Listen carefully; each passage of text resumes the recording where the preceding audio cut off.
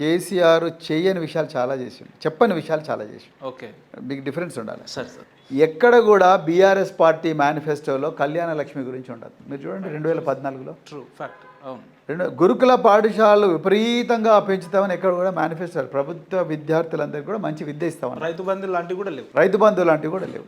కానీ ఇవాళ చెప్పని మెడికల్ కాలేజ్ 25 పెడతాం, జిల్లాకో మెడికల్ కాలేజ్ పెడతాం, ఎక్కడ చెప్పలేము. విద్యను బాగా బలోపేతమని చెప్పింది.